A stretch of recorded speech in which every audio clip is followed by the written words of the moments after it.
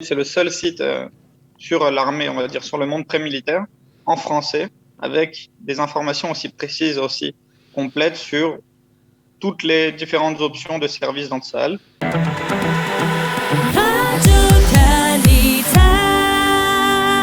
Raphaël Madar, bonjour. Bonjour.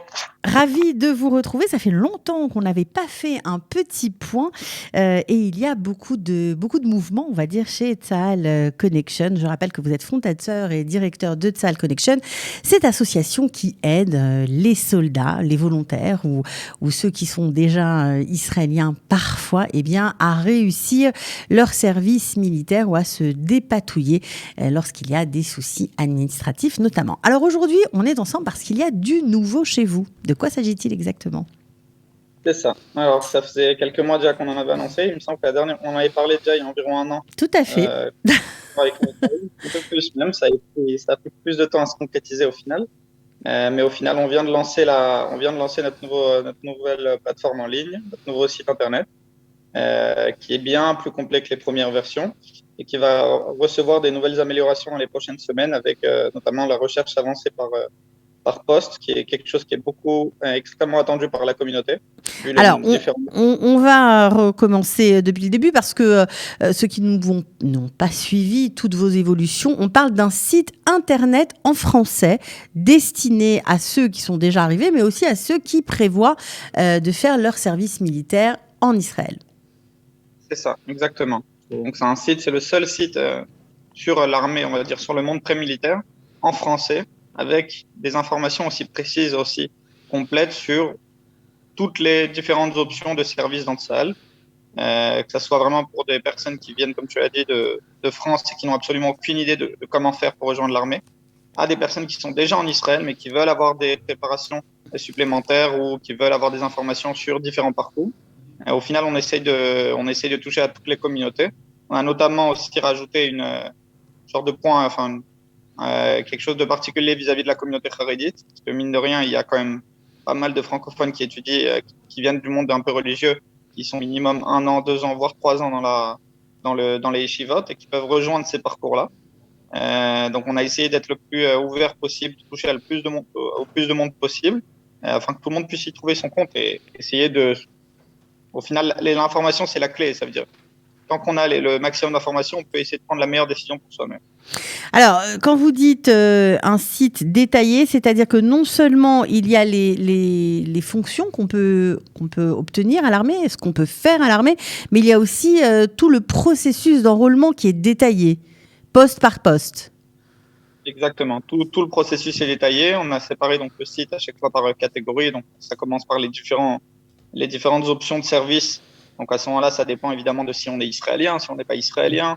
Ça va ensuite aux différents entretiens qu'on aura à faire à l'armée en fonction des différents types de services. À chaque fois, c'est expliqué dans chaque page. Et ensuite, il y a évidemment tout ce qui est les annexes avec les aides pour les soldats seuls. On a fait un travail j'ai des volontaires qui ont fait un travail vraiment formidable dessus, spécialement, notamment sur tout ce qui est la partie salaire. Ça veut dire que vous avez regroupé au sein du site toutes les aides qu'un soldat seul peut obtenir en Israël, c'est ça ? Toutes les aides. Je connais pas une brochure qui a n'importe quel site qui a des informations aussi précises. Et ce que je voulais dire, c'était notamment sur le salaire, par exemple. On a analysé, avec évidemment l'autorisation d'une vingtaine de soldats, toutes les fiches de paye pour comprendre exactement comment ça marche pour recevoir les salaires. Et juste à présent, les différents organismes venaient et disaient on reçoit un salaire quand on est combattant, on reçoit tel type de salaire. Quand on est soutien au combat, on reçoit tel type de salaire. Mais c'est bien plus complexe que ça. Le salaire, il est calculé au jour près. Il y a énormément de paramètres à prendre en compte. On a essayé d'être le plus précis possible. Et surtout, notre objectif à la fin, c'est pas on va dire, donner juste ces informations de sorte à ce que les jeunes ils disent si Tsahal Connection ils ont dit ça, alors c'est comme ça que ça doit se passer. On veut responsabiliser les jeunes avant leur service militaire. On veut que par exemple un jeune qui vient et qui reçoit sa fiche de paye, qui commence lui-même à l'analyser, qui vérifie si elle est correcte, s'il n'y a pas de problème, parce que des problèmes ça peut arriver toujours, afin de pouvoir réagir en fonction. Et vraiment, quand on a développé chaque partie du site, c'est exactement à cette phrase-là qu'on a pensé. C'est-à-dire notre but au final, c'est pas uniquement de venir et donner des informations, c'est surtout faire en sorte que les futurs soldats deviennent les meilleurs soldats possibles et les soldats les plus responsables possibles. Bon, alors ça, c'est la partie, on va dire, concernant les soldats seuls. Bon, elle est très importante, évidemment. Mais je voudrais bien préciser que ce site, vous l'avez dit, mais il faut rentrer quand même dans les détails.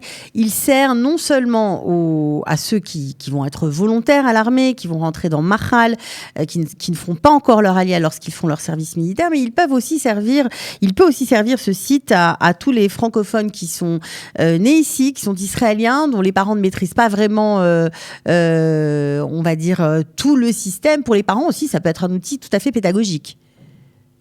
Exactement.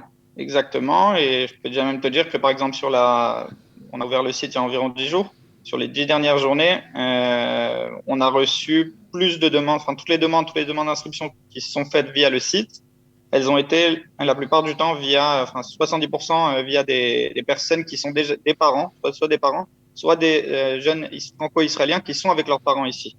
Au final, notre objectif aussi, c'était d'essayer de toucher au maximum la communauté francophone qui est déjà en Israël, qui est arrivée et qui est déjà avec les parents, ils sont déjà avec leurs enfants. Parce que bon, au final, c'est très bien d'accompagner. On arrive à toucher 70 à 80% des francophones qui viennent de l'étranger. Mais ceux qui sont déjà en Israël, si on peut déjà les toucher avant qu'ils effectuent leurs différents entretiens avec l'armée, qu'on puisse les aider avant cette période-là, alors c'est vraiment notre objectif, de sorte à ce qu'à la fin, ceux-là aussi vont s'intégrer dans les meilleures conditions possibles. Alors, vous nous aviez parlé d'une liste très intéressante. Alors, apparemment, ce n'est pas encore en place sur le site. Une liste en fonction du profil obtenu à l'armée. C'est-à-dire qu'après le Tsav Rishon, le soldat obtient des notes physiques, à ses tests psychotechniques, etc. Et en fonction de ces notes-là, il est autorisé à faire à obtenir telle ou telle fonction ou poste à l'armée. Est-ce que ça va être mis en place? C'est-à-dire, on pourra cliquer sur le site son profil, tout simplement, la note qu'on a obtenue, et voir dans quel type de poste on peut atterrir. Est-ce que ça va être mis en place ou ça n'existe pas sur le site en hébreu de l'armée, hein? Ça existe nulle part, ni sur le site de l'armée, ni sur les différents sites d'autres organismes, que ce soit israéliens, francophones, ou même anglophones. Ça existe nulle part. C'est prévu qu'on mette ça en place. C'est plus complexe parce que la complexité, c'est qu'à la fin, les notes, elles sont changées. Elle change assez fréquemment, donc ça demande surtout d'avoir en soi le système il est déjà prêt, mais ça demande surtout une réflexion sur comment mettre à jour le plus facilement possible, sachant que l'armée elle prévient pas quand elle fait des changements sur différents types de profils pour accéder à X ou Y poste. Donc ça demande vraiment, on va dire, des volontaires qui soient derrière le site de l'armée et qui vérifient chaque jour poste après poste par poste si les notes n'ont pas été modifiées. Mais c'est quelque chose qui est prévu, qui va être mis sûrement dans les 2 prochains mois. Et que en attendant, on va dire, il y a déjà la liste de tous les postes, que ce soit les postes pour garçons, les postes pour filles, les postes pour garçons et pour filles, mais avec entretien cette fois, ou alors les postes pour les personnes qui ont des problèmes médicaux, psychologiques et qui n'ont pas pu s'enrôler, on va dire, à cause de ces problèmes-là, mais qui souhaitent se porter volontaires. On appelle ça des mitnadvim en hébreu, donc des volontaires, mais à ne pas confondre avec ceux qui viennent de la catégorie de Mahal. Oui, c'est 2 choses différentes. C'est-à-dire qu'on ne peut pas faire l'armée pour X raisons, mais on peut se porter volontaire pour le faire, même si on est israélien, rien à voir avec Mahal. Ça a été dur à faire, Raphaël, ça a été long, hein? Ça nous a pris environ 1 an et demi, on va dire. Ouais. C'était vraiment énormément de nuits blanches. J'ai une équipe derrière moi de 20 volontaires qui se sont bien pris la tête.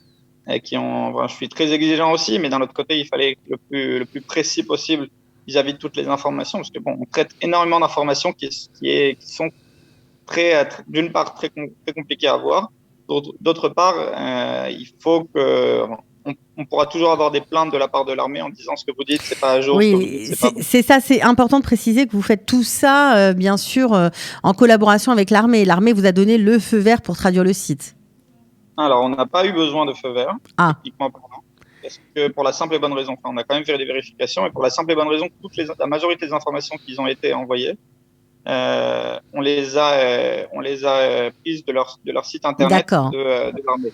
Donc à ce moment-là, tout ce qui est, on va dire, visible sur le site internet de l'armée, même si des fois c'est pas toujours très facile à les obtenir parce que vraiment c'est pas très bien fait, le leur, alors on a le droit de le mettre. Par contre, certaines informations qu'on a dû rajouter, comme par exemple tout ce qui est le salaire aussi précis des soldats seuls, alors les lois de Mahal, on a dû avoir à ce moment-là, on a fait jouer nos partenariats, que ce soit avec le ministère de la Défense, ou avec la branche Mofet de Tsahal pour avoir des autorisations et inscrire ces informations-là. On va dire qu'environ 70% du site, il est fait sans autorisation parce qu'il n'y a aucunement besoin d'une autorisation militaire. Et les 30% qui vont rester, à ce moment-là, on a eu les autorisations qu'il Voilà, fallait c'est du ça. ministère.